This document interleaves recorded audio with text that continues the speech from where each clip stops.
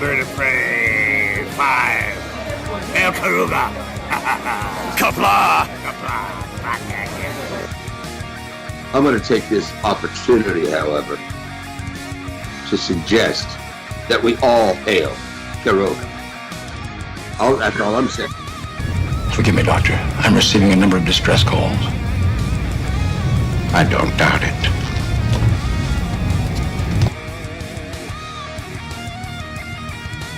Y'all remember to tip your waitresses. Have a mighty fine night. If you come in peace, surrender or be destroyed. If you're here to make war, we surrender. Both good. The important thing is I'm meeting new people.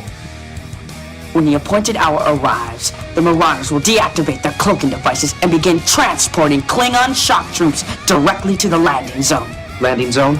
Where? Tell me. Why not? Your feeble weapons will be useless against us. We will kill all your males and take your females to mate with. All right. Now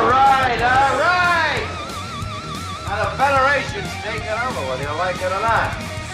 You people, you've been running this planet like a piecework factory. From now on, it's gonna be under one roof.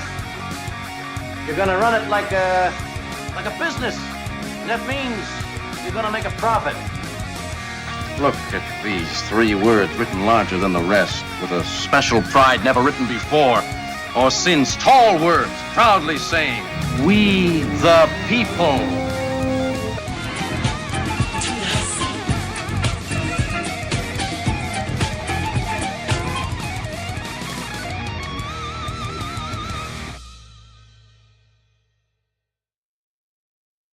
Hi, I'm Nicole DeBoer. I played Lieutenant Ezri Dax on DS9, and I welcome you to Bird of Prey 5 channel. Hail Karoga.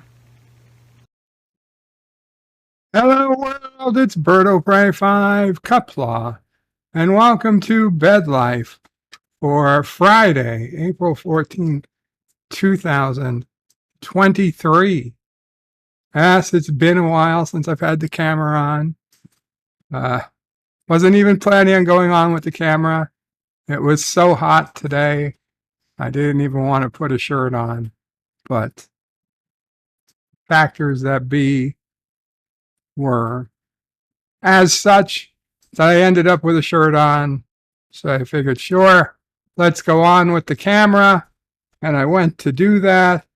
And then I went to my StreamYard and all those question marks, they decided all my scenes that I have set up with my Stream Deck, they're all gone. They're all gone today. I didn't realize it until I was seconds away from starting. And I was like, that son of a bitch.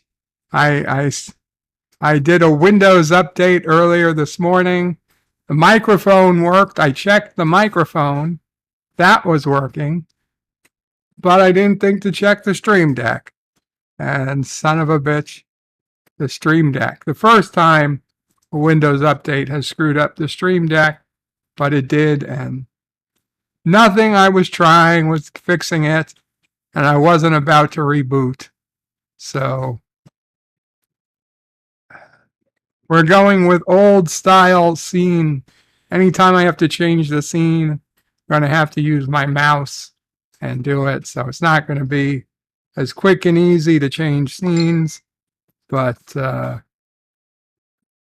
it is what it is. I know, people, you want to see the face that scares away thousands of armies. Actually, Mamo Prey and I buzzed the hair off today.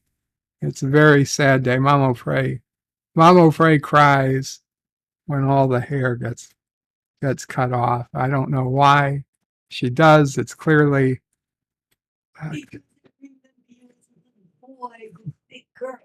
as she says, she remembers me as a little kid, as a little boy with thick curly hair. See, when Mama Frey comes up and she looks at my hair, and if it's thin like this, she gets sad. She says the back of the head is plenty of hair. There's plenty of hair on the back of the head. It's the front of the head where it's missing. Mama Pray, she comes and she rubs my hair and she says, Fuzzy Wuzzy. Fuzzy Wuzzy was a bear. Fuzzy Wuzzy had no hair. Fuzzy Wuzzy wasn't fuzzy. Wuzzy. So now everyone that's listening knows. So that's what I lived through most days. If the hair has been neatly cut, Mama Pray makes me feel guilty that I cut off my hair. And if I don't, I feel hot and dirty that I have this overgrown hair that nobody gets to see anyway. It doesn't really do anything. Except Mama Pray gets to see it, I guess. The one person who needs to, who cares the most gets to see it. So, oh well. John Araki first in the chat says Uno Kapla John Araki. And he says, excellent review of Vox Bird. The biggest mystery of the season still has not been answered. Why do all these reviewers like what they are seeing?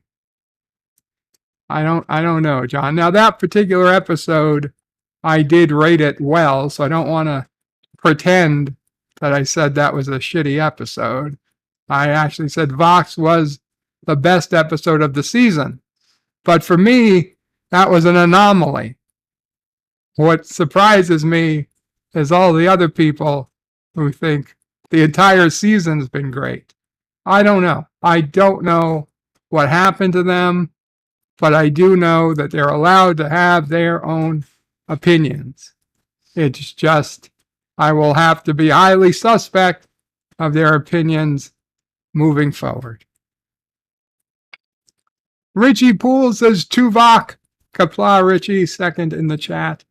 Josh Street says, I guess I'll watch Bird a while and wait for CK3, a Game of Thrones, to be released. I don't even know what that means. CK3, a Game of Thrones. I gave up on Game of Thrones. Unlike Star Trek, Game of Thrones is not something I feel the need to watch. Star Trek, I must watch. If they put the Star Trek brand name on something, I will watch it. Game of Thrones, dead to me. John Araki says, I can't wait to see the final day episode of Lower Decks when they finally get to it. Oh, the Frontier Day episode of Lower Decks when they finally get to it. Yeah, that's a question that they'll probably just ignore. Technically, Lower Decks takes place like 10 or 20 years before Picard. So they probably will never get to this day in Lower Decks. John Araki says, I hope Chief O'Brien makes a cameo and fixes the damn transporters. Absolutely, John Araki. I mean, Miles was on The Next Generation for years before Deep Space Nine. And you're like, well, who's the one person? Who is the one person from TNG they haven't brought back yet? I mean, they even had Pulowski there. They had a starship named after Dr. Pulowski. But if you're going to say the transporters are the main bad guy for this year, well, who's even better at fixing transporters than Geordi? It would be Miles. Oh, and 205, number 205, donated $2.49 with the happy baby. 205 got the happy baby animation, and man, is that not a good sign. 205 says, for 7K in Turkey, they will give you new hair. Hair transplant is a common procedure these days. You should start a GoFundMe. I'm not looking for a hair transplant, 205. But for those of you who don't know, 205, our good friend from Slovakia, Josef Petrick, announced yesterday morning on a stream that followed the 3 a.m. release of Star Trek Picard, Episode 9, Deej's stream, who had Deej, myself, Salty Trekker, so many others. They had a full 9 people there, plus Cinnabon Bunny was there. I believe LDG was there.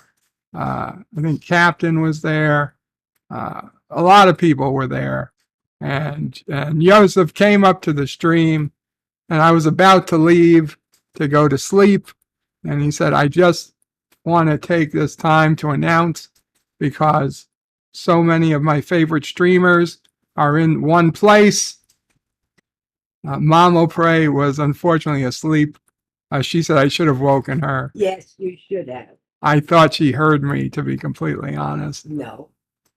Congratulations. Congratulations to Joseph. He's going to be a daddy. He's going to be a daddy. Mid-August. Coming mid-August to Slovakia. A new life. Hashtag a little girl. More babies for Joseph. And yes, a little girl. A little girl. Congratulations to Joseph and Erica on the upcoming introduction to your new introduction to your family with 2 legs instead of 4. And not Ryan Johnson with a $5 super chat donation says Miles O'Brien can fix anything except current Star Trek shows. I'd still like to see Miles fix the transporters, if nothing else. Yes, Mamo Pray. Interrupt. Yeah, Mamo Pray, by all means. Is still here. I am so happy for you and Erica. I wish you all the best. And I bet your mom is thrilled also. I don't know. I know your mom. You've mentioned her. I don't know if Erica's mom is still with us, and if she is, I'm sure she's thrilled too. Wow. And Miranda Menace says thank you. Okay, now I'll let you have your stream back. But you should have woken me. I should have woken you. I'm sorry, Mama Pray. It was 5 a.m. here.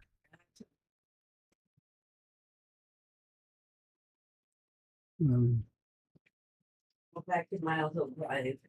John Street says, you're a Karogan transport. You will have to settle for a pack lead named Bob. Not Ryan Johnson says, hello in Kapla. Hail Karoga. Hail Karoga. Don't tread on Karoga shirt today. And then I told everybody I'd be a little late. Sorry, it was 15 minutes late. Not Ryan Johnson says, if Chief O'Brien had been involved, he would have spotted the altered pattern buffer and stopped it in its track. No more Borg hacking the young minds while Miles is around. Well, you know, this means is that Molly O'Brien and Yoshi, they've been infected. They've probably been infected. Not Ryan Johnson says, Bird admitting he'll be late. Inconceivable. Moxley fans says, Bird, hope you and the family are doing well today. Thank you, Moxley. Josh Reed says, Bird not being late is like not raining in the UK. Oh, there was another donation. I read the donation for the 7K in Turkey, they will give me new hair. Hair transplant is common procedure these days. I should start a GoFundMe. I thought I read that. I understand it now. You mean Turkey, the country. When I first read it, I didn't understand, like, why was I supposed to give $7,000 worth of turkey, the food, to somebody? But it makes more sense. It makes more sense. Turkey, the country. The Random Menaces, both of their moms are excited. Awesome. Captain Fandom Nerd with a $2 super chat says, hail on Kuroga. Why, Captain? Why?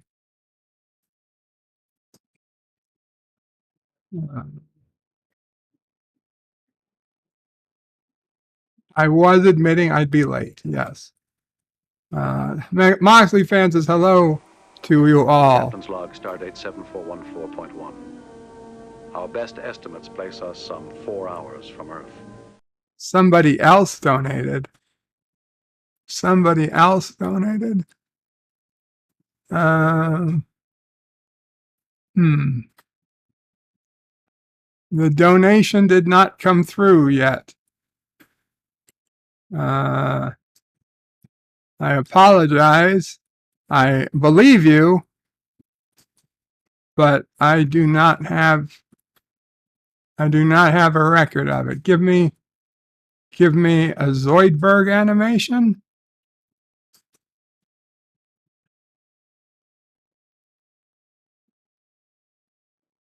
There was a Zoidberg animation. Huh.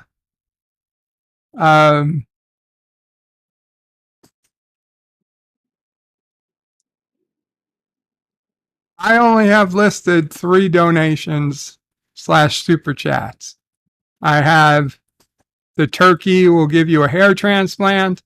Miles O'Brien can fix anything except current Star Trek shows.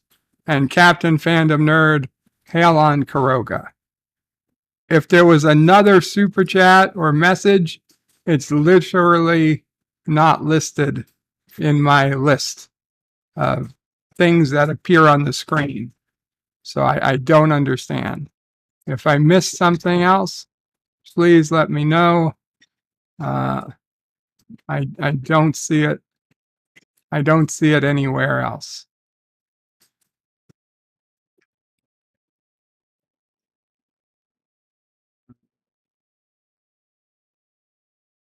Josh reads his bird not being late. That's like it's not raining in the UK.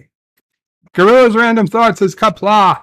Figured out why afternoon seems so quiet and peaceful. Supervisor left early. Lol. Oh, congrats. Hakeem says, hello, Bird. And chat, hope everyone is doing well. And Bird is late. And John Araki with 2 $1 super chats. 2 $1 super chats back to back. Thank you so much. Khan, and I don't know what the next one will be. John DeMarco says, greetings, all greetings, John. Moxley fan puts out an umbrella. Always good to have. Did you guys see Fort Lauderdale? Fort Lauderdale Airport? 25 inches of rain estimated. Scanning. In a few hours. John Aragi with another $1 donation. And we got Eyebrow Dax. Eyebrow Dax. That's a solid Dax. It's not Kissing Dax, but it's a solid Dax. Yvette says, good evening, Bird, and everyone. Good evening to the lovely Yvette. Gorilla's Random Thoughts says, you know, Bird, the last time someone was this late, my daughter was born 9 months later. Well, I hope your daughter is not pregnant again. And if she is, it's not my fault. Huh? He said his daughter was born. Oh, his daughter was born 9 months later. Excuse me. Oh, then I really hope your daughter's not pregnant. Okay, you see, save Vamo Frey. Oh, I'm afraid you did miss. Random Menace says yes, both their moms are excited. And a thank you. Well, it's okay. Your mom, afraid. You think about their moms. 47 Yorktown says, hello, young sir. Hello, 47. The Random Menace is greetings from the future. Greetings, future dad. John DeMarco says, the shirt must go on. Josh Street says, did Data lose his hair? Or is it Crash? Oh, pray. Wow. Wow. Don't tread on Karoga. Don't tread on Karoga. John Araki says, hashtag section 31, drop the ball. Yvette says, Bird, the Windows update buggered my system this morning too. Oh my God, I'm sorry to hear that.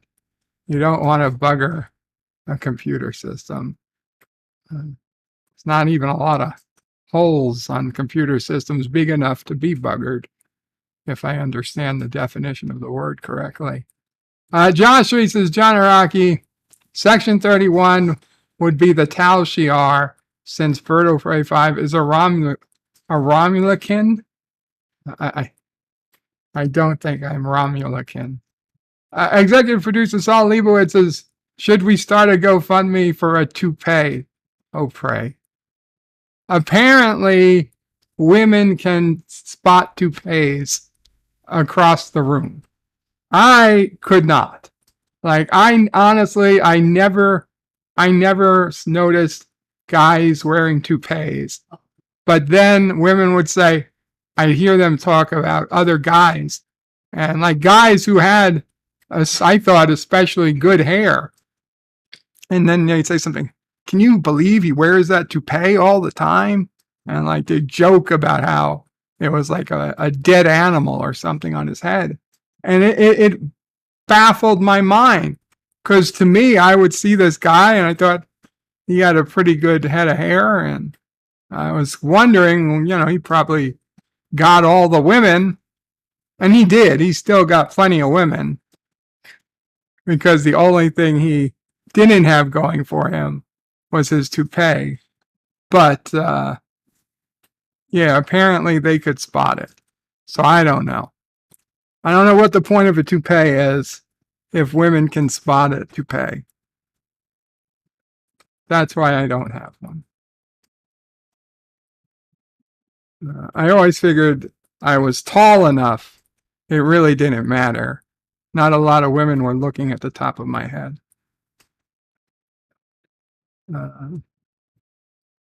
Moxley fan says, I don't doubt it. Too, we should start a GoFundMe for the toupee. Oh, he says, I don't doubt it. To we the people. He missed the intro. Okay. Captain Fandom Nerd says, hello, Captain. Not Ryan Johnson says, Birdo toupee. 5. Yvette says, fingers crossed for Kissing Dax for us all, but we got the NX01. Thank you, Kissing Dax. Thank you, Yvette. Thank you, Yvette. If one wanted to think about Yvette kissing Dax, it wouldn't be the most inappropriate thought, right? Yvette, you would like it, right? I think. Of course.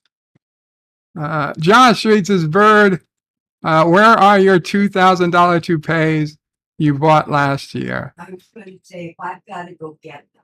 Mom O'Fray's got to go get the toupees. Listen, that wasn't last year. That was like 4 years ago. That was like 4 years ago. I had the presidential here and some others. Yvette says, Bird, all the YouTubers that love Picard, there's only one answer. The Borg assimilated them. It might be. It might be. Gorilla's Random Thoughts says, I went on a 15-minute rant on the Borg comment, saying they haven't seen the Borg for over a decade, when they had the Borg Queen ship Pink Taco at the end of last season. They had the Borg Queen last season. They had a Borg Cube in the first season. Clearly the Borg were still around. For a show that says we haven't seen the Borg in decades, they sure bring up the Borg quite a bit. Gorilla's Random Thoughts also says, I could have forgiven the whole episode if when they said they take your robot and Data turned around and said, I am an android. Yeah, he didn't want to stick up to 7 of 9 for some reason. John DeMarco says congratulations to the Random Menace, who says thank you back. Captain Phantom Nerd, hashtag War Babies for Yosef. David G. Sound says Kapla Karoga, and congratulations to the Random Menace. Random Menace again says thank you to Mamo Prey. Dave G says hi to Captain Phantom Nerd. John DeMarco says it's been long enough since TNG and DS9 that O'Brien kids should be old enough to not be affected if they're even in Starfleet. Oh, you know what? That's true. That she was only 25 years.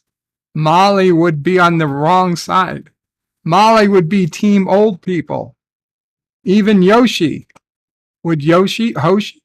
Was it Hoshi? I'm thinking Yoshi. No, it was Hoshi. Even Hoshi would be, oh my God, has it been 25 years since Hoshi was born? When did Deep Space Nine go off the air? 1999? Yeah. No, Hoshi's right on the edge. Hoshi would be right on the edge. I guess by star date or whatever, Hoshi would probably be. But Molly would be too old. Molly would absolutely be too old. Hoshi would be right on the edge.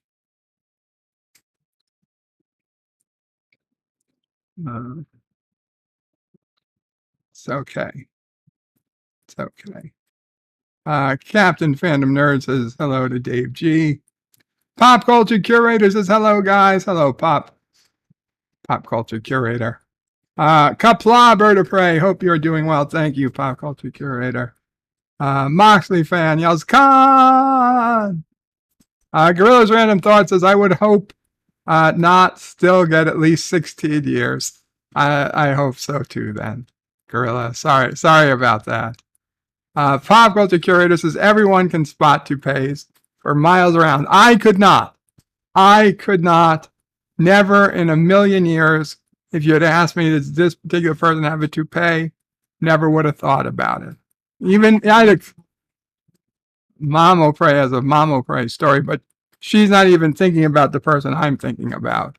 The person she thinks I'm thinking about is an uncle of mine. I didn't realize he had a toupee either. Oh, well, you could still tell your story. Positive Candor says, spoiler alert, Bird of Prey. There is a mid-credit scene during the credits of the last episode of Picard Season 3, Episode 10, The Last Generation. So continue watching once the credits are rolling.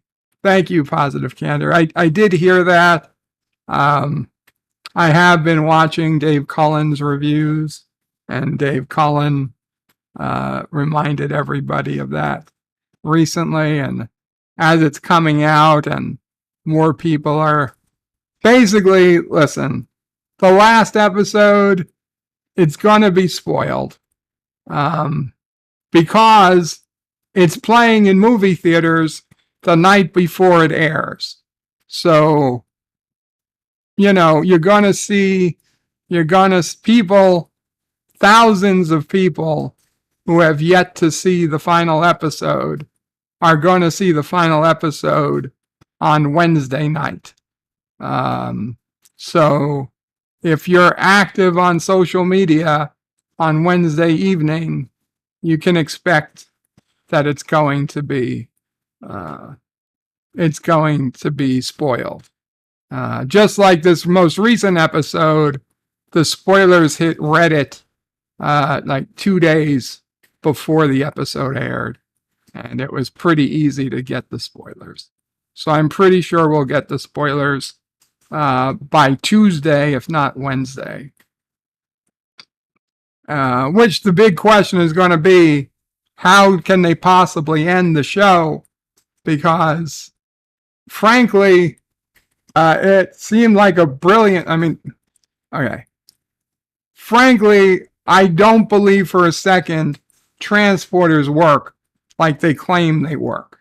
But if you can accept that the transporters work as they claim they worked, then maybe you can say it was a brilliant plan.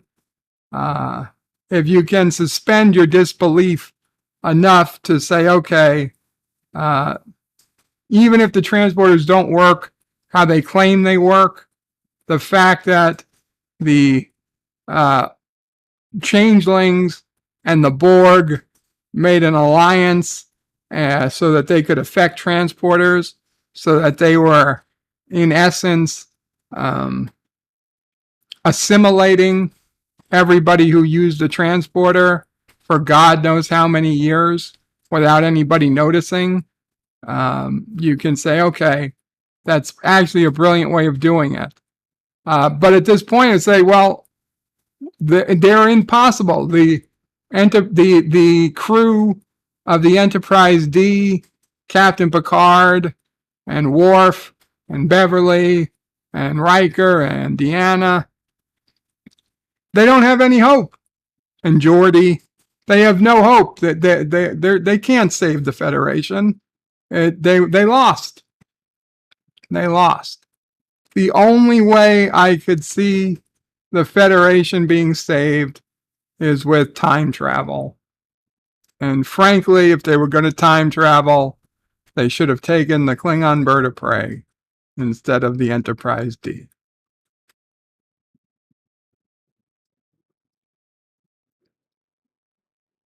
The Random Menace is Captain Fandom Nerd.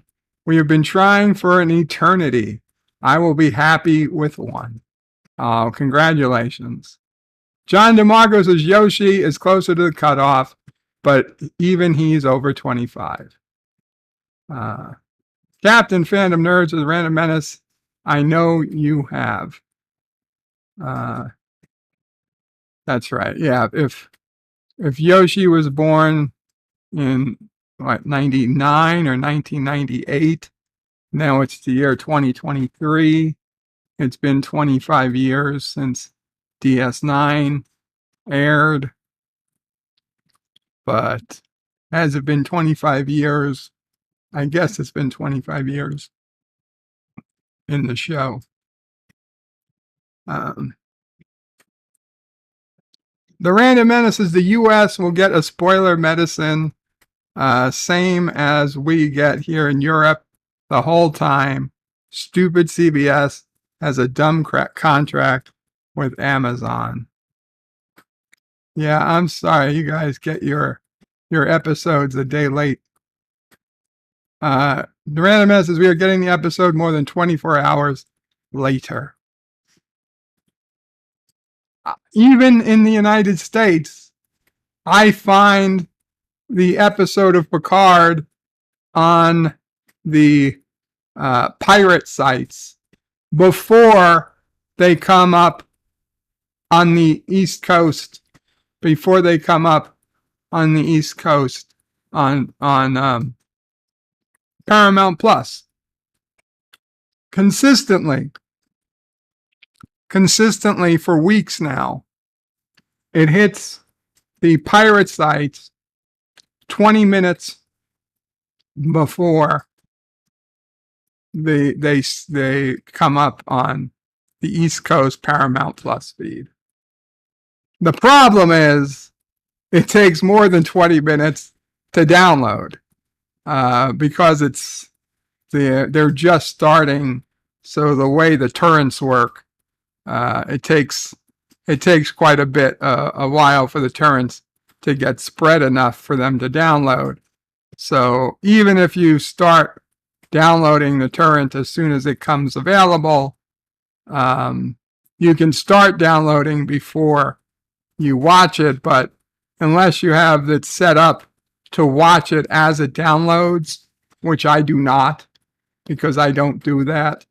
I only use the torrent because Paramount used to prevent you from taking screenshots.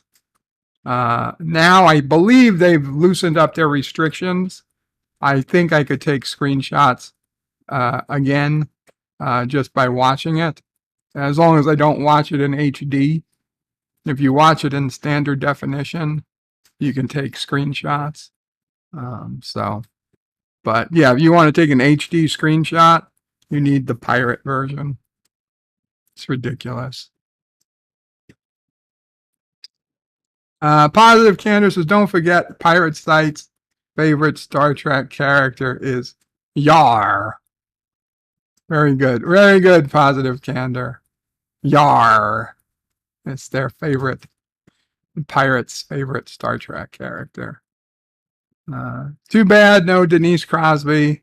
All we got was her hologram, but at least it was something. At least it was something. We haven't gotten even the slightest mention of Miles O'Brien. Even Worf didn't mention, him and Miles working on DS9 for years and years. So I really hope the final episode, we get a Miles O'Brien, at least a mention, Terry, at least a mention, if not a full-on cameo. I think you owe us this. If Miles O'Brien doesn't get a cameo in the final episode, it's at least -2 points. Okay, it'd be at least -2 points. I don't care how good the episode is. Which do I think is going to be a good episode? Not particularly. I think there's too much. They dug the hole too deep.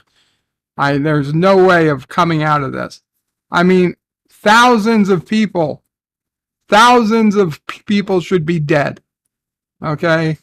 All those ships, they should have killed so many officers over 25 years old that, And then why would they attack? Why would they attack the starbase? That doesn't even make the slightest bit of sense. The starbase would just be taken over too. Why would you attack Starbase 1 or Space Dock? Just take it over too and throw all the old people out the airlock or something. But the entire area should be dead. They should have won. Thousands and thousands and thousands of the most, let's say most educated, not educated, most wise, most experienced. Thank you, Mama Pray. Their most experienced officers are all dead. Okay? And you're going to have idiots running the yeah, just like real life. All the experienced people quit. All the experienced people quit, and you've got the B staff, the C staff, the F staff running everything now. I honestly think that there might be some social commentary that Terry Matalas just possibly meant that TikTok and social media was not an excuse, but the Borg was what's that called? TikTok and social media. Yeah, the Borg Assimilated the young people. Yeah. like the Borg. Right. TikTok and social media have assimilated the young people like the Borg, but there's a word for that. I forget. I don't know. I should check my oxygen. 94. It's fine. But yeah, so I really think he was on the cusp. He was on the cusp of really interesting social commentary. But I don't know. Maybe it's just my brain trying to see something that's not there. Jim's Landscape LLC, Commodore Productions, Kapla, says, hey, everyone, and he's got a new CGI video. Thank you, Jim's Landscape. John DeMarco says, it will fall to no transporter Pulowski to save the day. A Pulowski-O'Brien alliance to save the day. The Random Menace says, Tuvok should be back since Tim Russ tweeted he's in 2 episodes. So, okay, well, they've got to show Tuvok isn't dead, right? They've got to show us Tuvok isn't dead. So I guess he'll come on the view screen or something. A metaphor. Thank you, Gorilla. A metaphor or indoctrinated. Thank you, Yvette. I think, yeah, you guys are both right. Indoctrinated, metaphor, yes. What'd you say, Mom? I said brainwashed. Brainwashed. Yeah. Anyway.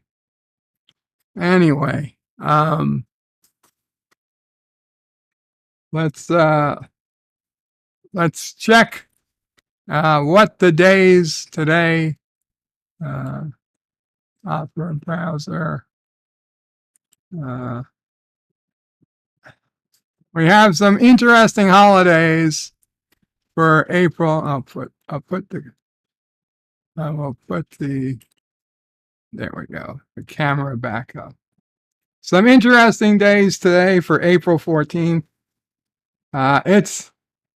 It's a day of silence, a campaign that seeks to shed light on what many LGBTQ youth experience daily. A day of silence? A day of silence for LGBTQ youth? Well, it's not quite silence, but I think we ought to celebrate the LGBTQ youth.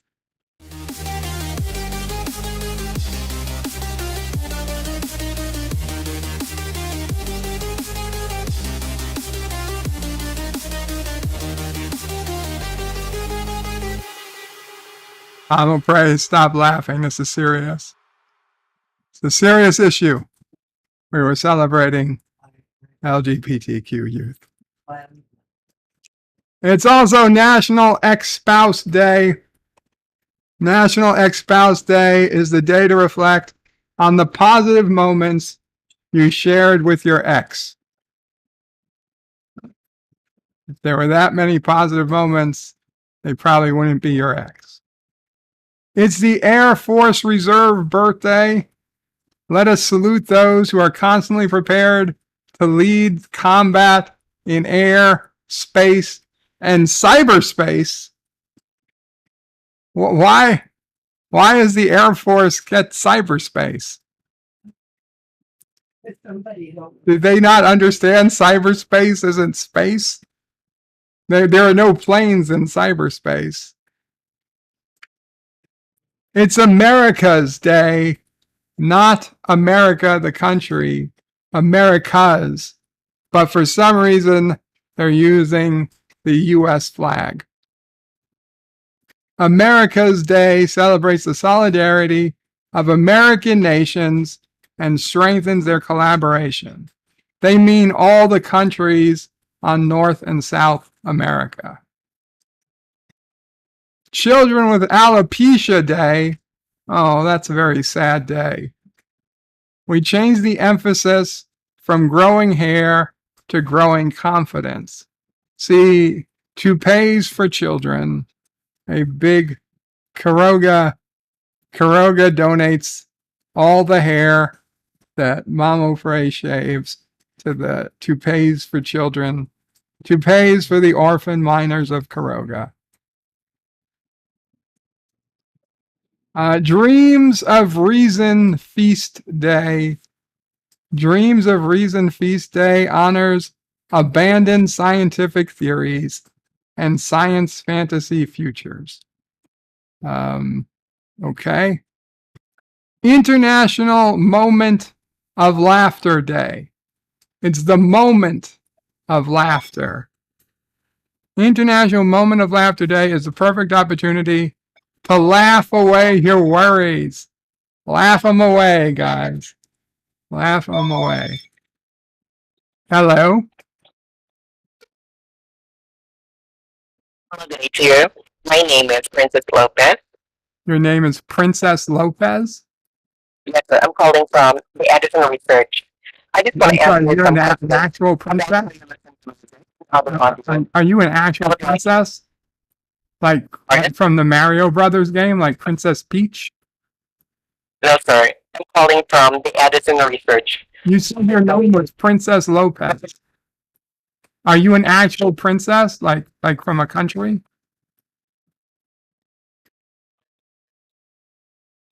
And that was one rude princess.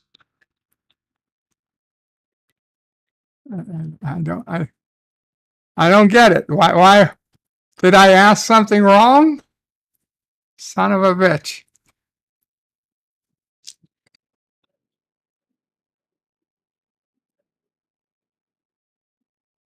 Hakeem says alopecia got Chris Rock's laugh.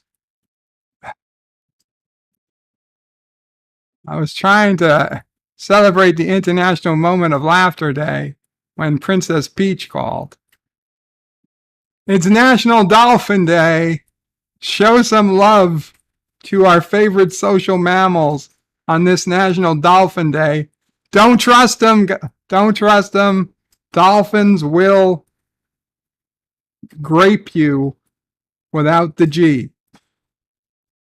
National Donate a Book Day. Support your public library by donating a book to share the joy of reading. Now, this sounds like, is Professor Brainy Specs here? Professor Brainy Specs wants to steal our books. The big libraries, they can well afford to pay for books, so they want us to donate a book.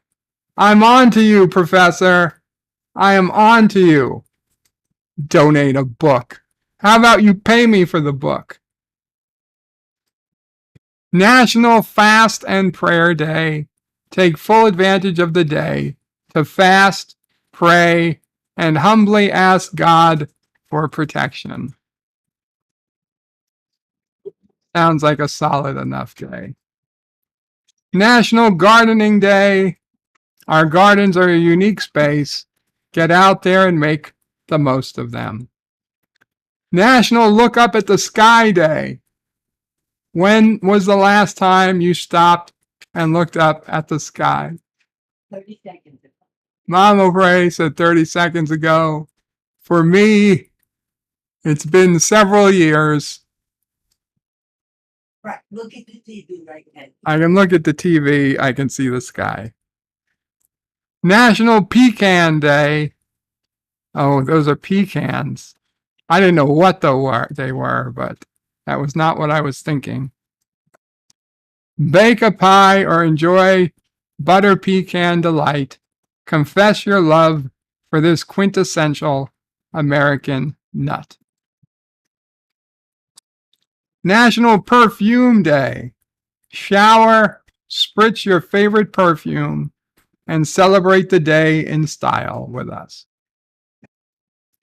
National Reach as High as You Can Day. This is your sign to dream big and reach as high as you can. That's not Mama Pray. Not very high for Mama Pray. It's Orthodox Good Friday. It's Pan American Day, not the airline. Again, same as it was before. It's also, again, Pan American Day. You would think they would at least double check to make sure the same day isn't in there twice. It's Pathologist Assistance Day. Pathologist Assistant Day. You might not want to celebrate this day in China. as a pathologist assistant may well have led to who knows what leaking from a lab in who knows where. I'm just saying it's a possibility. Before we celebrate the assistants, I think we should double check their hands were clean before they went out to lunch that day. It's rain day, spelt with two N's. What do you suppose that means? Is that somebody putting their hand up? Rain Day is an annual outreach by the nation's largest anti-sexual violence organization. Anti-sexual violence. Huh. Tamil New Year. Visit a Tamil state and greet people this new year by saying, I don't even know. Puthandu Vazguga. Puth Handoo.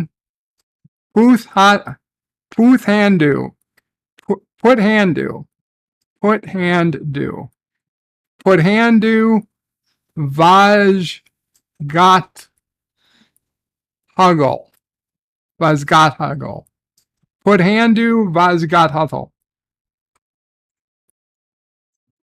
I'm not even going to try to pronounce that. Get ready to celebrate the most important date in the history of the Sikh communities. Congratulations. And finally, it's World Chagas Disease Day. Chagas disease, if left unchecked, can lead to severe cardiac and digestive alterations. Do I have Chagas disease? I got to check. World Chagas disease is celebrated annually on April 14th. Calls attention to Chagas disease, a parasitic disease affecting more than 6 million people worldwide. As many as 300 babies are born with Chagas disease every year. Unfortunately, these babies remain undiagnosed owing to a lack of awareness. If the disease is not treated, people can die or suffer a heart attack or stroke. Hence, it is crucial to educate everyone about the disease so appropriate measures can be taken by the government, members of the community, and healthcare professionals to curb the spread. It was the year 1909 when physician Carlos Chagas discovered the Chagas disease. What a coincidence. In a 2-year-old girl called Bernice. From there on began the journey toward discovering the symptoms of the disease, and effects and how it can be cured. These efforts greatly reduced the spread of the disease.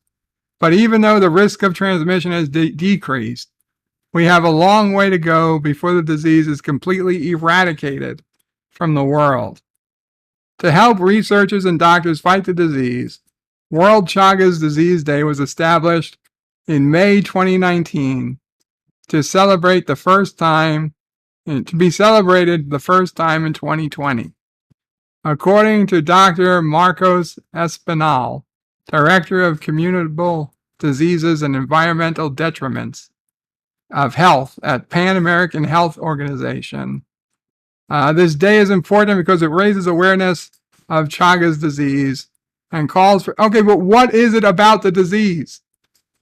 Chagas disease, also known as a silent disease, is endemic in 21 countries, as it's known to affect the poor because they lack proper health care and sanitation. The parasitic disease is caused by the microorganism Trypanosoma cruzi. It can be transmitted to humans through insects.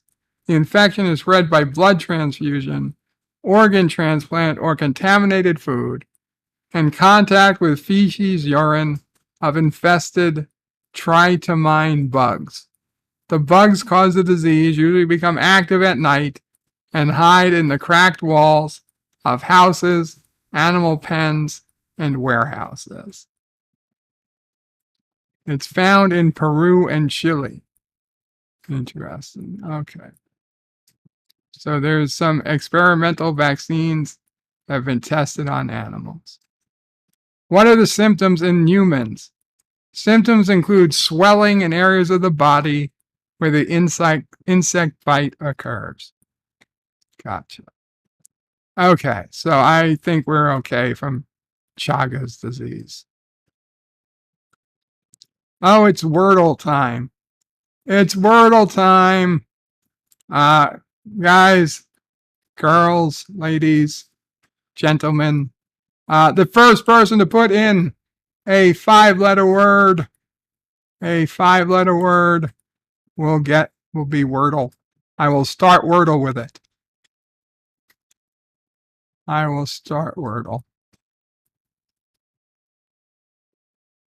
Jim's Landscaping LLC says, I love Picard, Season 3, Episode 9, if it had a few heartbreaking scenes.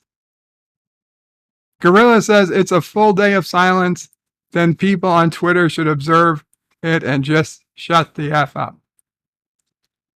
Hakeem says, alopecia got Chris Rock slapped. Jim's Landscape says, Gorilla, when's your next live? John DeMarco says, Dolphin Day. Now that's something to celebrate. Gorilla says, Jim, tonight after movie, gonna do a quick review. Also might do a gaming stream. Jim says, what time? And Gorilla says, probably 9-ish Central. 47 Yorktown says, Bunny. Bunny.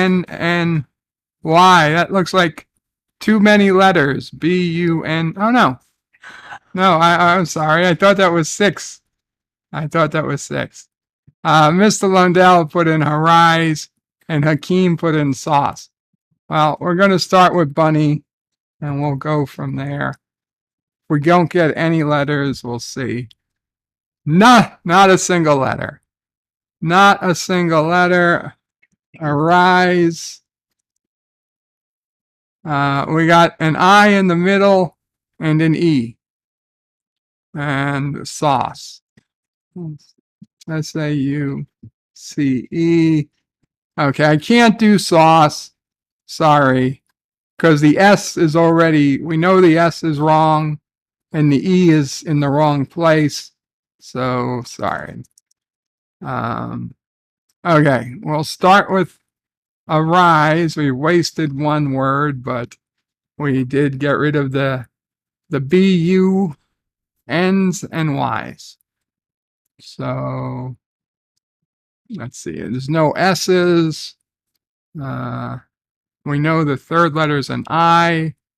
Let's see. FLIGH. Nope. Not flight. Flick. FLICK. Flick. Oh, fuck. We had an E. Well, we've got an F and an E now. We have an F and an E. And an I. The I is in the middle. We have an I in the middle. Okay. Let's see. We know F is not the first letter. E is not the last letter. So let's see. I before E, except after C. Huh? I before E, except after C. We know there's no C. So I before E. I before E, except after C. So it's probably IE. And we know this. We know it's not F. Let's go XX, IE, X.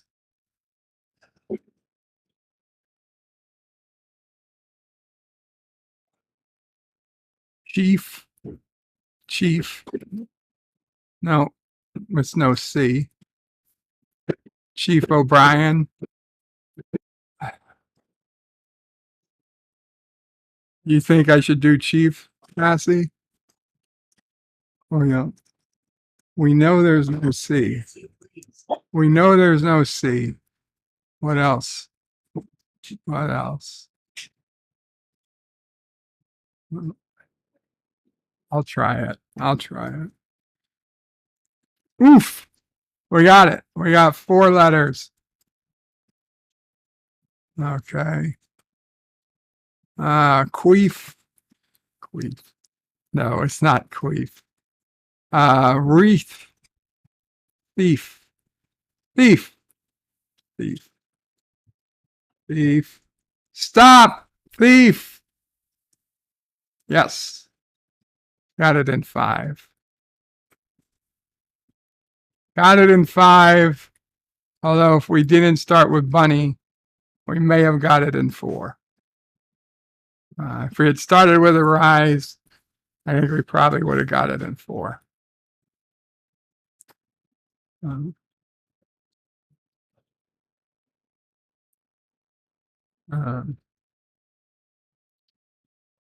47 Yorktown is crying. Why are you crying, 47? What's the matter?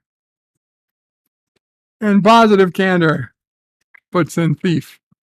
Hopefully that was after I got it. I don't know why Positive Candor, why 47 is crying. Let's see what's going on with the news. Give a quick look, then we'll get to some Dear Bops. There was quite a few of them. Cash App founder Bob Lee was stabbed to death after argument about suspect ...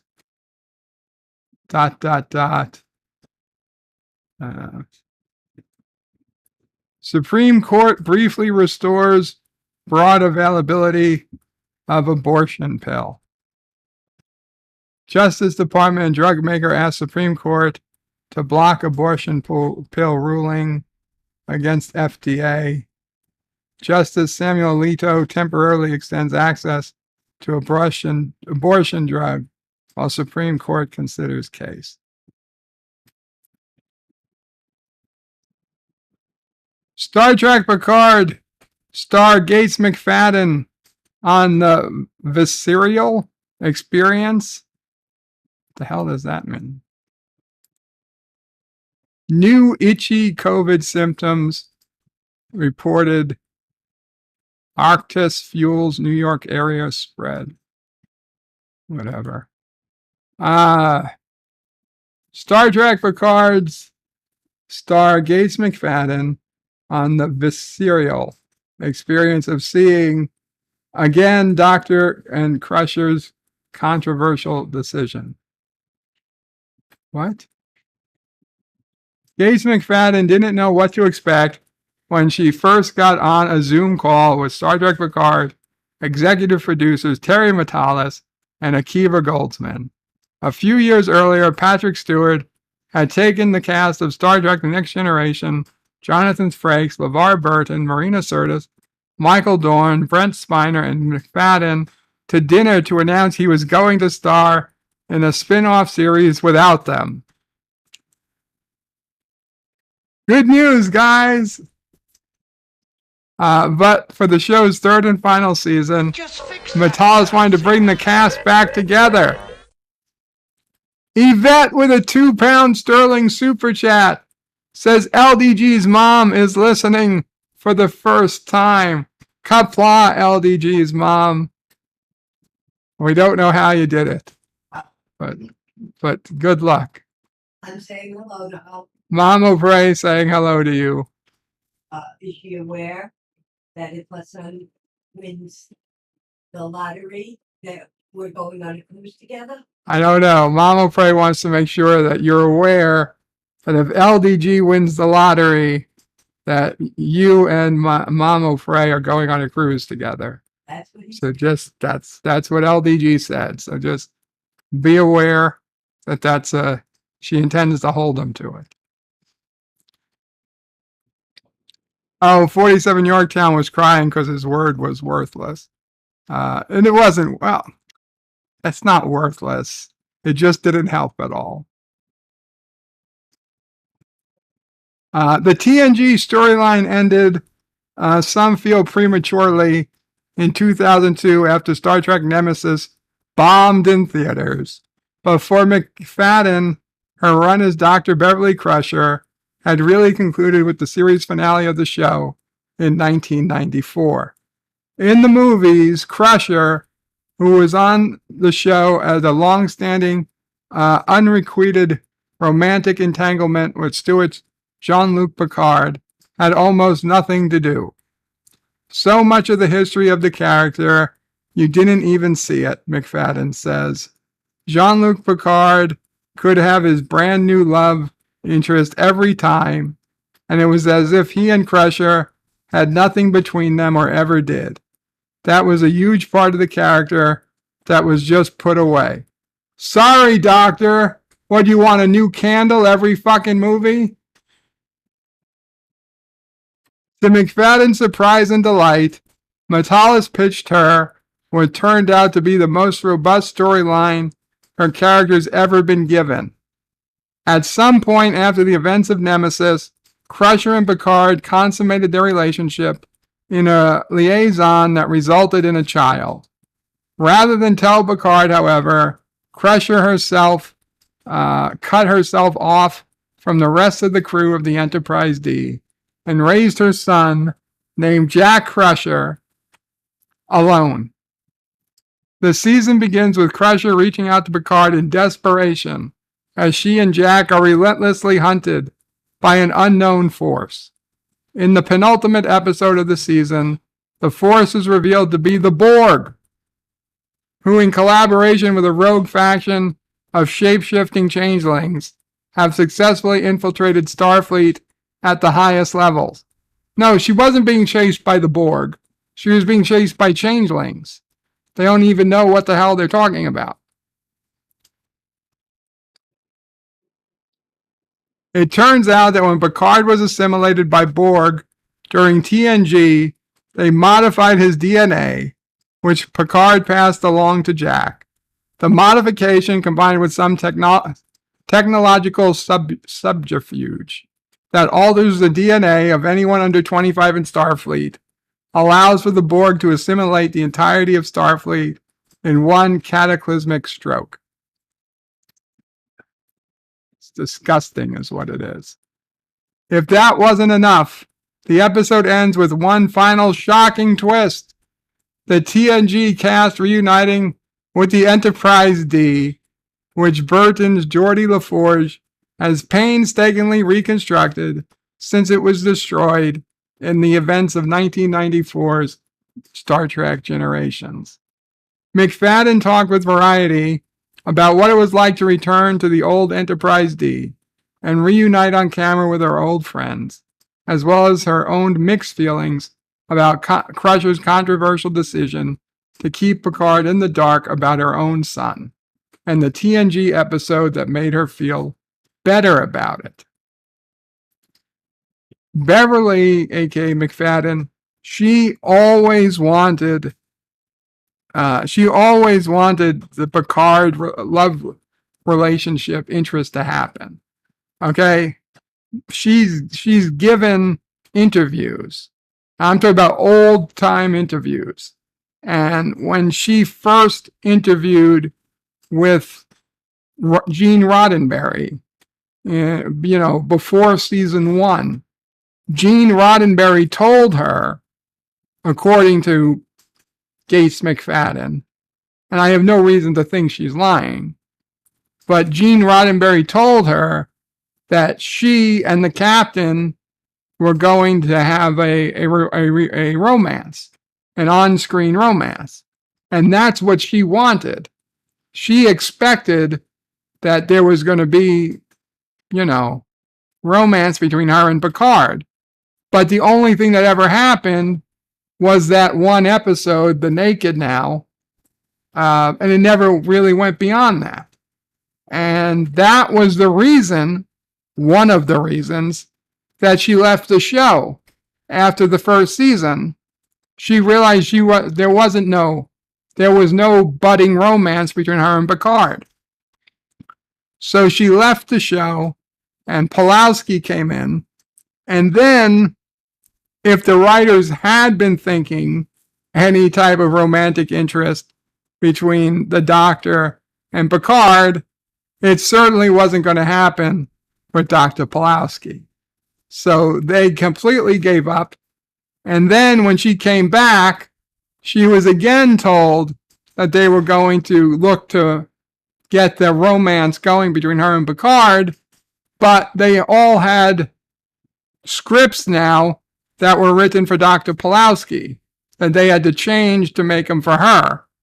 But they certainly weren't going back and adding in any love interest into these scripts because they were never made for Beverly. And so next thing you know, it's the 4th season, and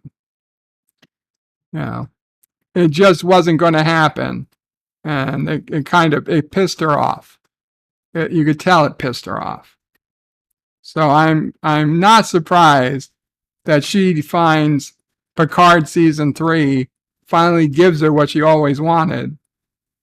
Her relationship with Picard. And that's why All Good Things also gave her. She was very happy that she had married Picard in All Good Things. I don't know why. I have no idea why she wanted it. It was she had this personal, itch to just, it's like women, I don't know. I can understand, I don't agree, but I can understand why Kate Middleton upended her life, went to a different college, just to become romantically involved with what's his face? Harry? No, is it the other one? Larry? William. Prince William, right? William. Kate Middleton. Kate Middleton. Fuck no. Kate Middleton, she knew what was going on. She changed the colleges. She was basically stalking Prince William. Okay? She stalked that man. She knew what she was going after, and she did it, and she got it. Okay? She was like, boom, yeah, I'm going to be a fucking princess. And she did it. And you know what? Congrats to her. I don't know, but she had a plan. She followed through, and she got a hold of something, and she worked as hard as she could, and he took notice, and he's like, I'm going to marry that woman, and he did. And now she's going to be a princess or whatever she becomes. She already is, obviously. She's the mother to the future king. And Beverly had a similar. Her husband is what, first in line now? Yeah. She's the wife of the future king and the mother of future king. She doesn't become queen. Not officially. I don't think. Yeah. Anyway, I'm just saying that's like Beverly. She had a plan. Unfortunately, unlike Kate Middleton, it didn't go as well. It took her 30 years to get the guy. But eventually. Okay. So, Beverly says, I think the first conversation I had with Terry and Akiva, they told me the storyline, and they said, hey, and I said, hey, terrific story. But my concern is that she's not seen as that bitch that didn't tell them she was pregnant with his child. How could she do something like that? Very easily, apparently. She basically had a very ethical She's basically a very ethical humanist. She really cares about doing the right thing. That was my concern. I was coming from TNG, where I felt the female point of view was only done through different women characters who would come on board, not Troy or Crusher. I felt that way because we were lacking in terms of very strong female presence. Our only scenes would usually be, you know, working out and talking about men somehow. Well, maybe if you didn't bone every candle you came across, Beverly. I'm sorry. There was only one scene where they were working out. I only remember one scene of them exercising together in the entire run of TNG. And then there's the famous scene of the two of them stretching in leotards. I mean, it was crazy, right? I have enough sense of humor to go, okay, the stupidest scene, I get it. We go to conventions and people are dressed in cosplay with our outfits. It's funny, and I don't feel judged by younger generations in a way I wish my generation had gotten it when it happened. So how did you resolve your feelings about Crusher's choice about Jack? She says, I think if we hadn't had the episode attached, I would have been more of a problem. We had this episode where we were totally connected with each other's deepest thoughts. I feel that's why they're basically broke up, or it never really went anywhere. Because she didn't want this off-on relationship. She wanted a family, and he very clearly, from the deepest instincts, did not. You would think the Ferengi episode, where the guy, Damon Bach? Or whatever, chased down Picard and faked a son to kill him. Faked Picard having a son just to kill him. That would have been a good episode. To say, yeah, there really are people out there ready to kill Picard's son. Anyway. It was crucial for the story that he had a child. I believe it was Patrick who came up with the idea of the mother being Crusher. Yeah, right. That's size. There are some people who will never forgive her for not telling him. But one of the problems that Gates finds in the world today is that we spend so much time not forgiving instead of going, maybe I should have let go of some of the anger and resentment and open up to the positive. Hey, Picard resolved his issue with his parents, and now he has a child. And that child is actually pretty freaking great. My children, I don't know what it says about Crusher's personality. They all have a bit of lip, you know. Wesley did, and I think Jack Crusher has some of that too. That's pretty funny to me. Wesley has a bit of lip. I thought it was Wesley's lip on the Traveler. Oh, never mind. Excuse me. On TNG, Crusher was often a character who was unafraid to go off alone on her own path if she felt it was the right thing to do. Rules be damned. Her decision to cut off her friends and not tell Picard about his son is the most extreme version of that. But I see how people had mixed reactions. It's interesting because she didn't choose to have an abortion. What? It's interesting because she didn't choose to have an abortion. She really wanted to be a mother. And if you've just been recently listening to Picard's deepest thoughts, no, I would never want a baby. Absolutely no, no, no. I think you have to base it on what she knew then. And I think she hopes that later child would reunite with Picard. And it's a shock when her son doesn't want to. And perhaps she had an instinct when the child was crying all the time at night that this child needed protection, and it was perhaps a little different. Obviously, that's going to be people who disagree with her decision. I understand that. I just feel people should try to focus on maybe the good of why that happened.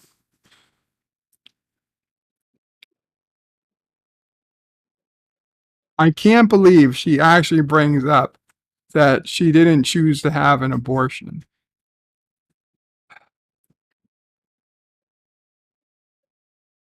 I have to believe that in the future they have damn near foolproof birth control. Okay? She didn't want to have an abortion. No, she wanted to have a baby. At the same time, how did it feel to have so much material to perform as Crusher? It was the first time ever for me in Star Trek. It felt fabulous.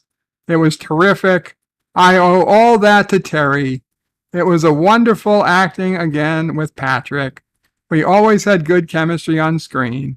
I never dreamt it was going to happen because I didn't assume I was going to go back and just do a one-off where, you know, I'm opening a knitting shop or something. That I would not have been interested in.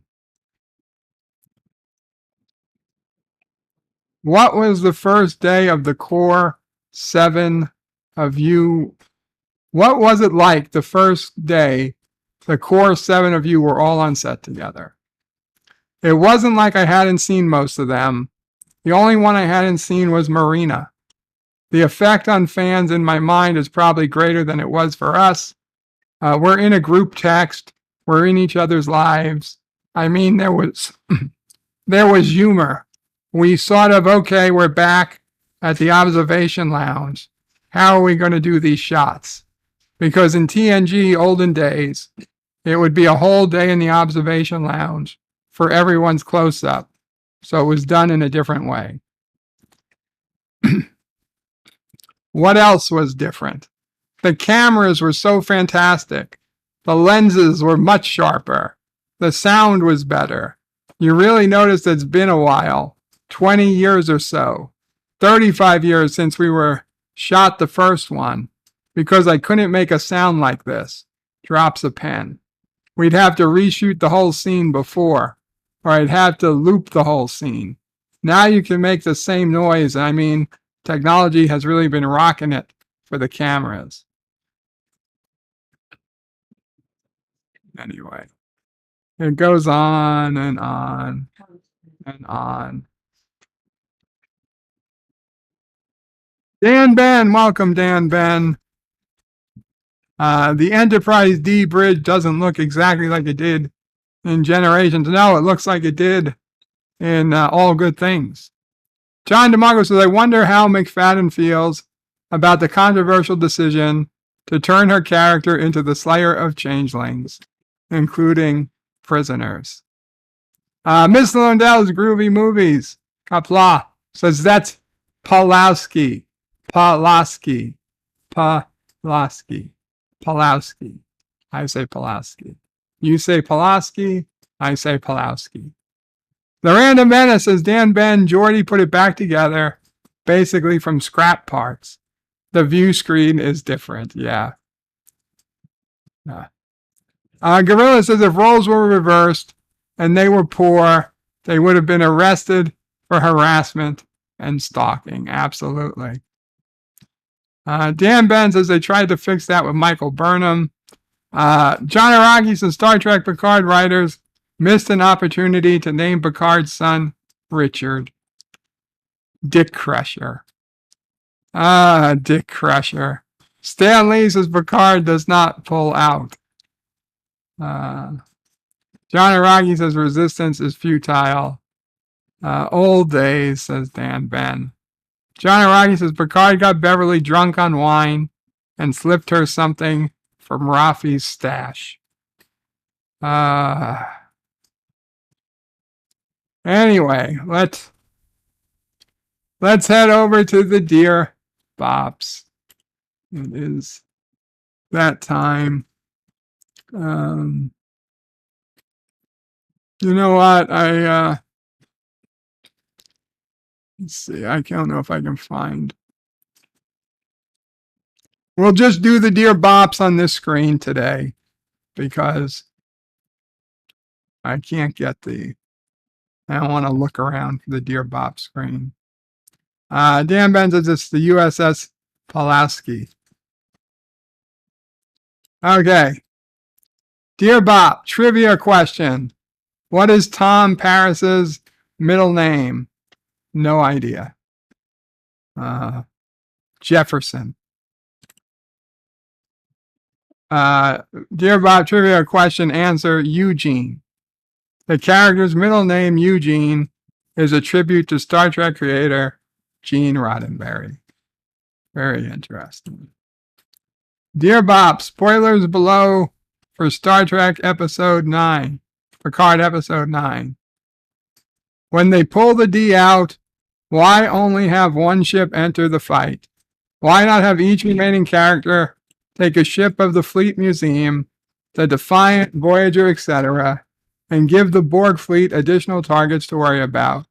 Also, the Defiant and I believe Voyager were equipped with quantum torpedoes would be more effective against modern ships compared to photon torpedoes. Okay, well, number one, none of those ships might have been in flight-worthy condition. I wouldn't expect any of those ships to have torpedoes on board if they're there in a museum. Presumably, he got he set the D up to run on minimal crew because he was working on it as a personal project. Those other ships are not designed to run with just one person. Even the Defiant, I don't know if 8 people is enough to run the Defiant. And the other thing is, they don't want to shoot. Okay, they're not going there to shoot. I hope they're not. They don't intend to shoot at Starfleet ships. Okay, because then they would be killing their own kids. So those weapons are only if they actually come across Borg cubes. But even if they took 7 ships, to be frank, 1 ship or 7 ships, it's not enough. It's not enough to attack the Borg armada. Okay, it doesn't matter how many ships they have. There's not enough of them, even if they each took a ship. Dear Bob, spoilers below. If Picard never had Irumodic syndrome, then what the hell killed him at the end of season 1? Apparently, the Borg DNA changes killed him. Hello, Jedi Bill, Kapla, Jedi Bill. He says, Kapla, brother warrior. Birdo Pray 5, Anna's all. Yes, I did Wordle. John Aragi says, I hope they don't crash the saucer section on Earth in the final episode of Picard. Dear Bob, I realized something today that goldnessness and transgenderism, you have an overall lack of faith to believe in transgenderism as he is without fault, without mistake. What do you think? Oh, godlessness. I realized something today about godlessness and transgenderism. You have to have an overall lack of faith to believe in transgenderism as he is without fault, without mistake. What do you think? I don't know what the fuck you're talking about. Okay, clearly God might be without fault, without mistake, but human beings are certainly born with plenty of problems, plenty of mistakes. Okay, there are babies born all the time, missing vital organs, deformed, terrible diseases. Some don't even survive the act of being born, and others die within hours, days, weeks, months of being born. So there's plenty of mistakes made. I'm not saying transgenderism is necessarily a mistake, but clearly babies are born with mistakes all the time. Dear Bob, any advice to give me on having to talk when getting a haircut. I'm not very good at socially talking in public. Another thing, in some hairdressing places, they allow you to read a magazine or watch TV when getting your hair cut, but I have to take my glasses off so I can't see those things. I've never seen a place that lets you read a magazine while getting your hair cut. Usually you've got to keep your eyes straight ahead. There'll be a mirror and you watch yourself in the mirror, or you close your eyes and you let them cut your hair. Just go with a picture. Go with a picture of what you want. Okay, if you don't want to talk, just point at the picture and say, "Can you do this for me, please?" And then don't say anything. If they like to talk to you, you can say, "I'd prefer not to talk." Don't get me wrong, they'll probably be annoyed, but I mean, the best thing to do is be just not talk. And if they ask you a question, you answer as short and as concisely as possible. Don't invite any more questions. If you just say, if they say, "Oh, nice day out there today," and you say, "Yes," and then that's it, they'll realize soon enough you don't want to talk. But yeah, have an idea what you want, point to it, and just answer questions that are asked, but don't volunteer any more information. They'll understand. Stanley says, "You're asking Bird, how would he know?" I used to go, okay? I used to have a full amount of hair, and I used to go get my hair cut, and it was the fucking best time, because you'd go to this old Italian place, and while the hair cutters were all old Italian men, the woman who washed your hair beforehand had a big rack, and she would bend over you, and her boobs would be right in your fucking face, and she'd be handed over, and she'd be washing your hair, and you're like 12 years old trying to fucking keep down an erection, and she's like, and like, "I want to get my hair cut every week." Fuck. I loved it. I loved it. I would have married that woman. And no matter where I went, it was the same type of woman. It wasn't the same woman. And then, yeah, I loved getting my hair cut. That was back in the day. Dan Ben says, hairdressers in England, that more than just cut your hair. Pretend you don't speak English, says Hakeem. Get a Flowbee. Dad O'Prey loved the fucking Flowbee. Dad O'Prey loved the Flowbee. Haircut with a happy ending. No, it was a happy start. They washed your hair before they cut it. Dear Bob, one word to make people happy. Boobs. Boobs. Boobs make everybody happy. Dear Bob, it's been 1 year since my nan passed away. My nan, your grandmother. Very sorry to hear that. My grandmother passed away. Oh, geez. I guess it's been 2.5 years now. I don't, honestly, I hate to say it, I don't remember. I don't remember the day she passed away. She lived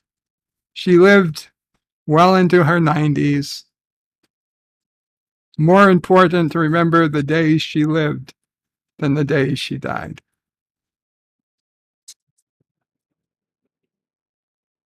Think about a day you spent with her rather than the day she died.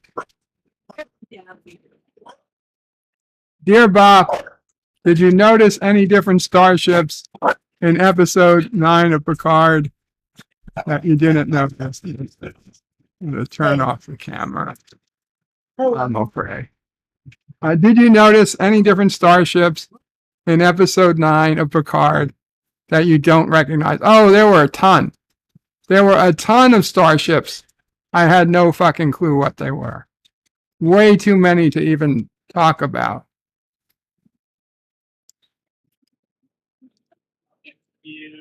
I'm sure Trek Yards is going to be busy for years. Trek Yards is going to be busy for years finding starships. Grandma's back.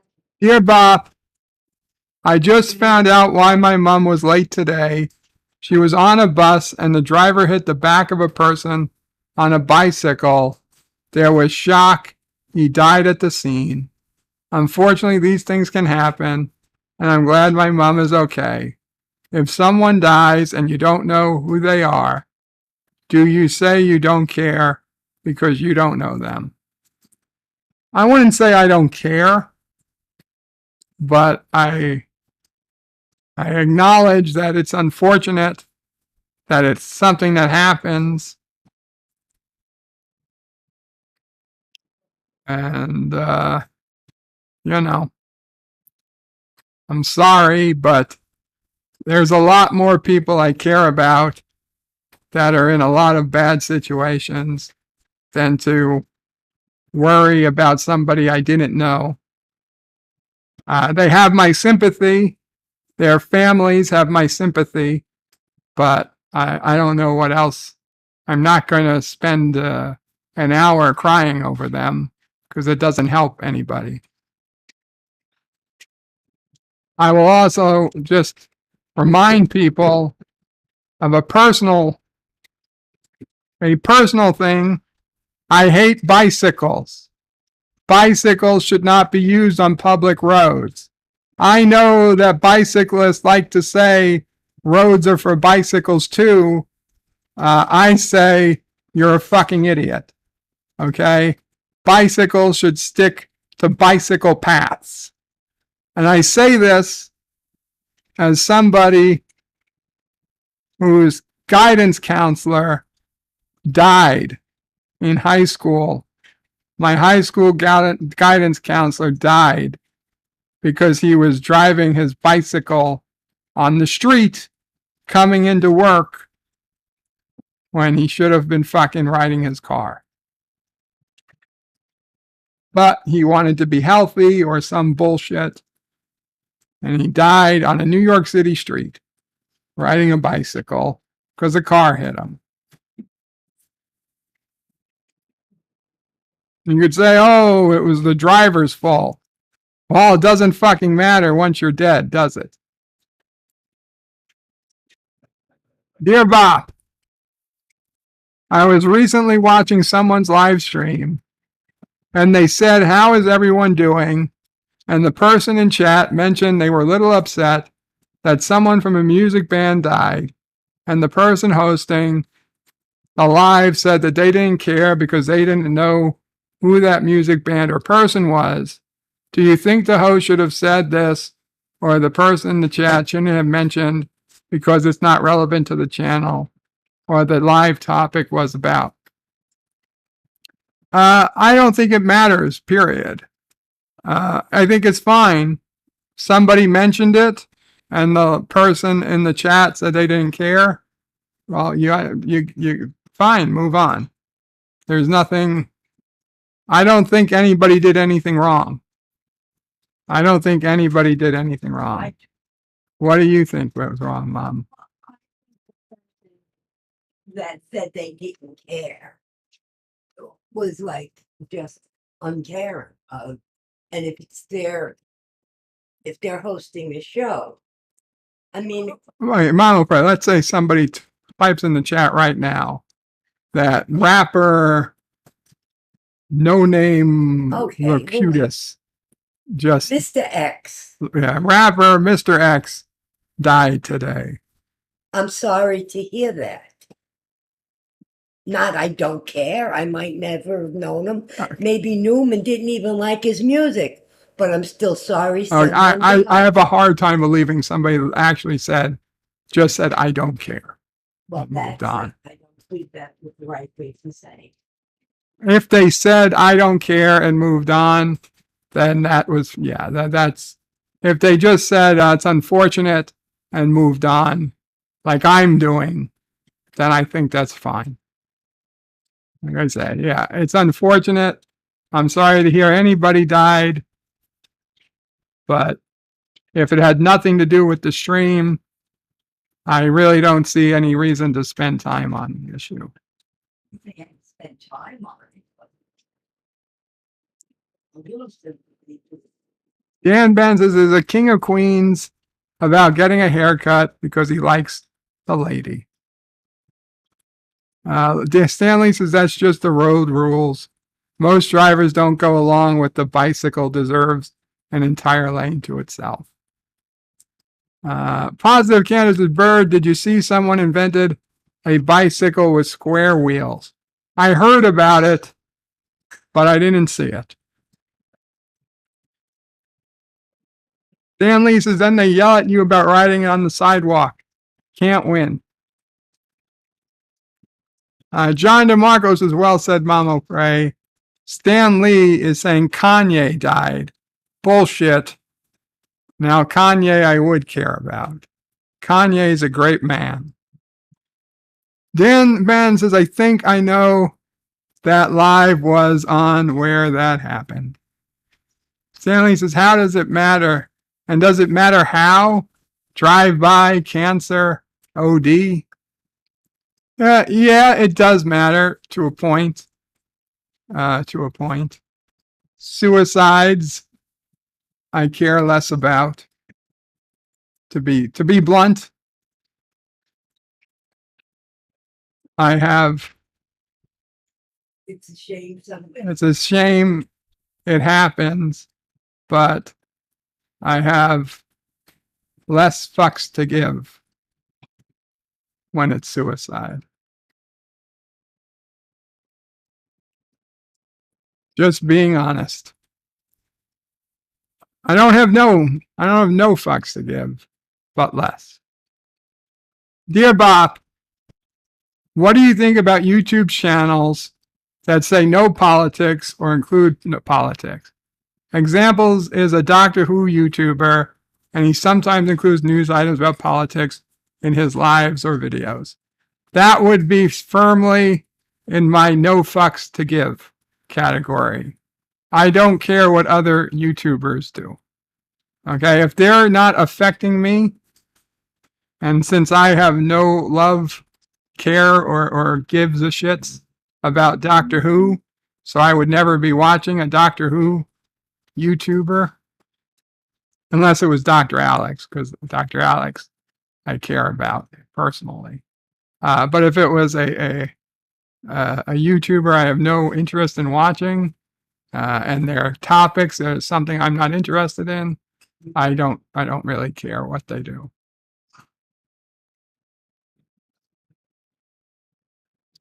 Dear Bob, serious question. How do I go to poop without having to take so long? If the answer is laxatives, I don't really have access to that. Eat more fiber, fruit, grapes, things of that nature. Unfortunately, I don't have the answers. If I had those answers, I'd be a happier man. Dear Bob, did you grow up in the 80s or 90s watching kids' cartoons? Which ones did you like? Well, I grew up in the 80s since I was born in 78.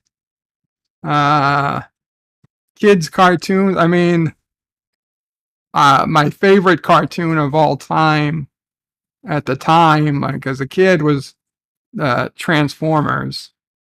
But I also enjoyed watching like regular cartoons like Looney Tunes, Later on, as I got older, there was Tiny Toon Adventures and Animaniacs. As a kid, I mean, I watched the Smurfs. I watched Garfield and Friends. I watched Muppet Babies. Fraggle Rock wasn't really a cartoon, but it's a kid's show.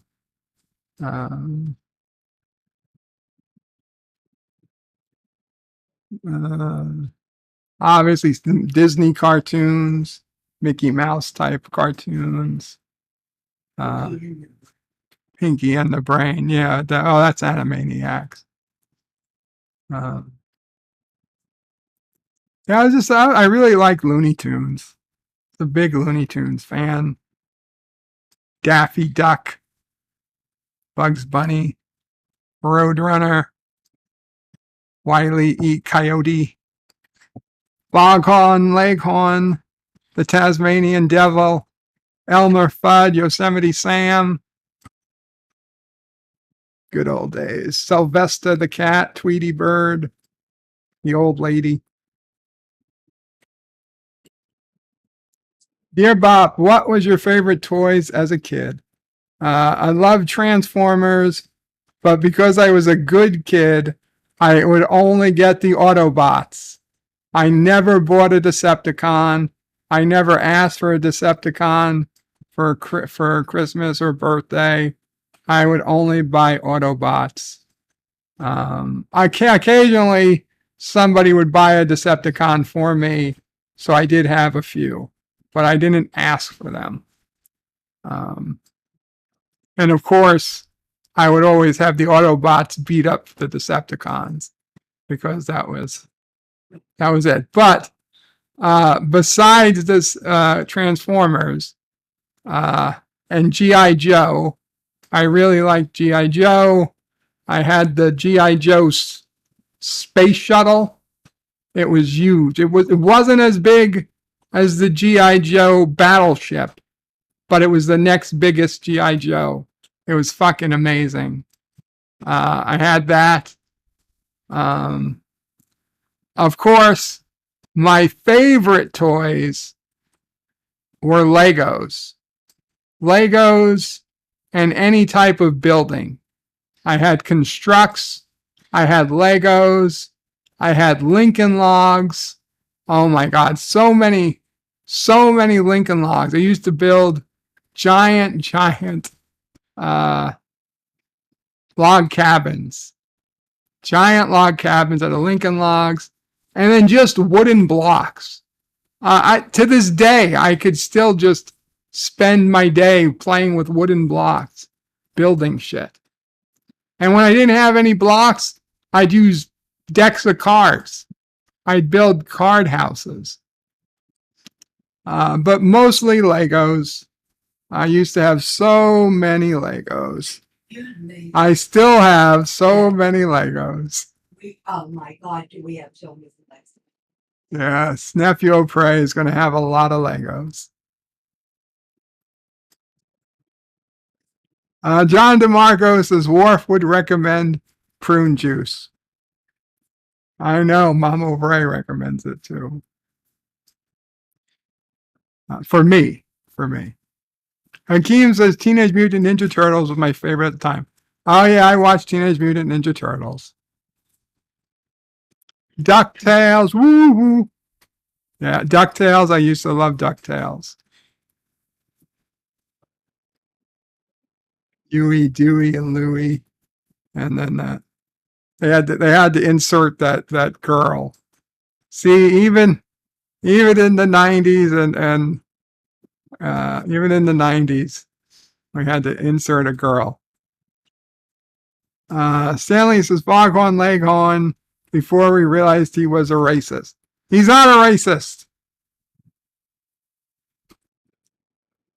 Constructs, yes. Constructs, I love the Constructs. You could build much bigger things than with Legos. Dan Ben had Power Rangers. Power Rangers was a little after my time.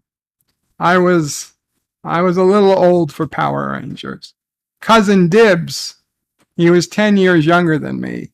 He was a Power Rangers fan. Hakeem says, I only had Decepticons because I loved planes. Yeah, I loved planes too, but I didn't want them dirty, evil Decepticons. Dear Bob, opinion on Netflix. Is there anything worth watching? There's this independent foreign film called Cuties. I've been hearing a lot of good things about it. No. Yeah, good. Don't watch Cuties. Yeah, there's good stuff on Netflix. I'm hard pressed to think about. Cobra Kai. Cobra Kai, one of my favorite, if not my favorite streaming.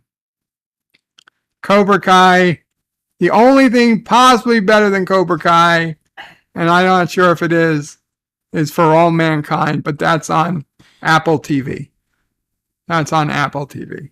On Netflix, Cobra Kai. If you haven't watched Cobra Kai, I don't know why you even have Netflix. And you don't have to be a fan. You don't have to be a fan of the Karate Kid, okay? I mean, I watched the Karate Kid once or twice, maybe 5 times over the years. I was never a giant Karate Kid fan. If you had asked me to name my 100 top movies, I probably wouldn't have said Karate Kid if nobody reminded me about it. But it doesn't matter. If you've seen the Karate Kid once or twice, the original Karate Kid, that's all you need to see. And then you watch Cobra Kai season 1. Oh my God. It's great. Connects. Yes, I also had Connects. I didn't have a lot of Connects, but I also had Connects. Dan Ben never had actual Transformers, but had Star Wars Transformers. Dan Ben says Netflix, just the original content. At this point, only original content I know of on Netflix. All the good content is gone. Like, it used to have all the Star Trek, the original Star Treks, Deep Space Nine, TNG. It's all gone. It used to have The Office. That's gone. The Office was a great show.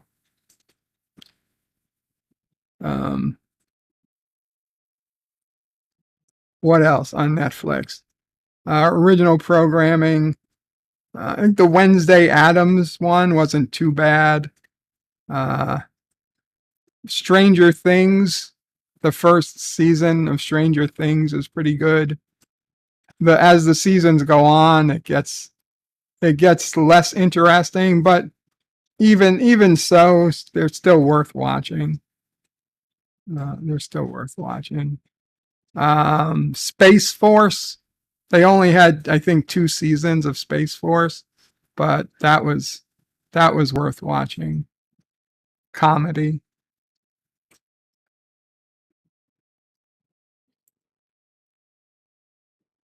Dear Bob, I have OCD or hyperactive disorder. What I do is sometimes I get loud. Sound noises and the stuff, but my problem is when other people get loud, it scares me and frightens me. What should I do? I don't know. Wear earplugs. Wear earplugs or the stuff over your ears. I used to get scared at loud noises too.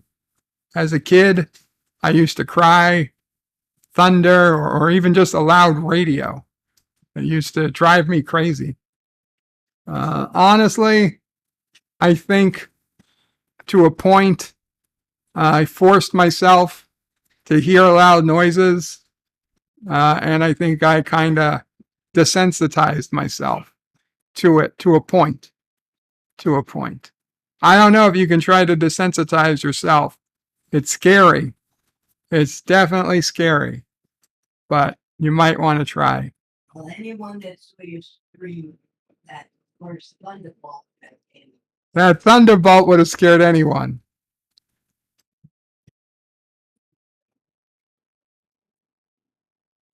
Resolute Germ, welcome, Resolute. John Araki says there's a war sci-fi movie on Netflix named Spectral. That was pretty good. Miss Londell says Love, Death plus Robot Season 1 was pretty good. My God, there's a lot of Dear Bops. Dear Bop, I'm not good at spelling. Can you recommend a place online I should go to get better at it? No, I am not aware of any place that improves your spelling. These days, spell check is pretty good. Just do the best with it. Dear Bob, I'm not very good at knowing what time a clock face is with hands and numbers says. Okay. For an analog clock, the easiest way is to just ignore the minute hand. The minute hand is unnecessary. The only thing that matters is the small hand, the hour hand. Okay? The hour hand moves. It's constantly moving. So if the hour hand is at 3, it's 3 o'clock. If the hour hand is halfway between 3 and 4, it's 3:30. If the hour hand is 2/3 of the way to 4 o'clock, then it's 3:45 or thereabouts. 3:40, something like that. Okay? You don't need to know where the minute hand is. Just look at the hour hand. Okay? If you see the hour hand between the 6 and the 7, like it is right now, in the Eastern time zone, the hour hand is about 1/4 of the way to the 7. So it's 6:15. Then to double check, I'll look at the minute hand, and sure enough, it's on the 3, which means it's 15 minutes past the hour. It's 3:15. 6:15. Close enough. 6:13. So that's how you do it. Just forget the minute hand even exists. You can get all the information you need from the hour hand. Dear Bob, I learned to swim, then I forget how after 6 months course. Over my life, I've taken 5 of these in my life, and I'm in my 30s. I'm just going to give up on swimming. Much use anyway. If you've forgotten how to swim 5 times, yeah, you're not destined to be a swimmer. Dear Bob, it's Mox. What's your favorite episode of TNG? Parallels. My favorite episode of TNG is Parallels. That's the episode where Worf breaks down the quantum realities, and he keeps moving from quantum reality to quantum reality. Dear Bob, and it's a song or something, Wonder Woman. Sorry, guys, I'm not singing a song today. Dear Bob, Paramount to reveal something at Times Square, New York. Yes, Darren mentioned this to me. Something's coming to Times Square, New York. If you want to see something cool, visit 7th Avenue and West 46th Street starting tomorrow, Saturday, at 8 p.m. Eastern until the finale of Star Trek Picard on 4/20. Oh my God, 4/20 is it's going to be Picard smoking a blunt. It's going to be Picard smoking a blunt. That's what it's going to be. That's I'm calling it. The final episode, the final scene of Picard we're going to get is Picard smoking a blunt in the captain's chair of the Enterprise D. His eyes are all red. Dear Bob, can I watch Strange New World Season 2 in June without seeing Season 1? Can you? Yes. Should you? No. I would think not. They already, I mean, the setup for Season 2 already happened in Season 1, so you're going to want to watch Season 1 before watching Season 2. Aravic Saunders says, Kapla, Aravic.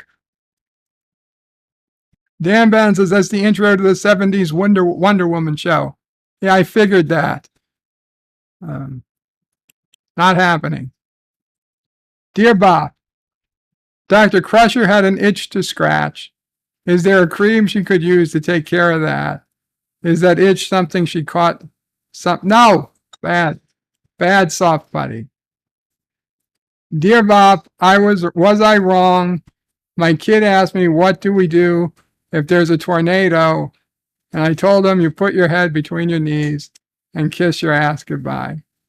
That's a fair enough assessment. You might want to say, take cover in an interior room, in a closet. If you have a basement, obviously in the basement.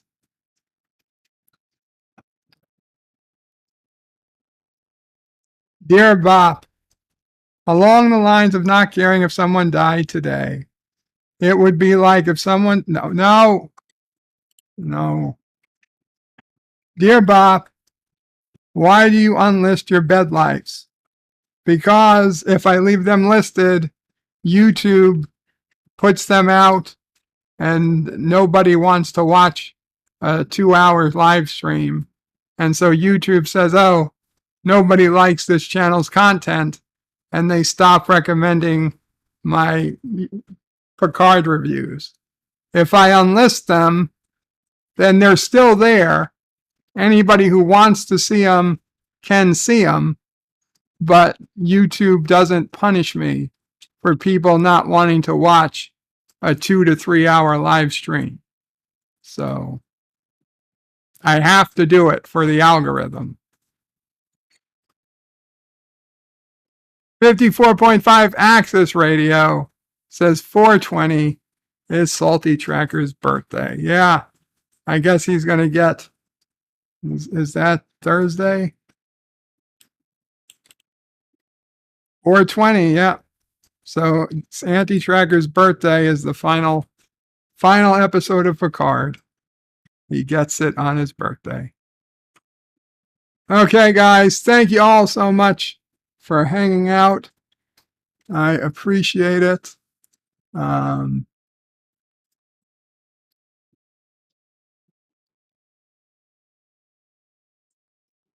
Back. Thank you all for hanging out. I'm going to go. I got to eat dinner. I'm hungry. And yeah. Kapla all. Bird out. Now I got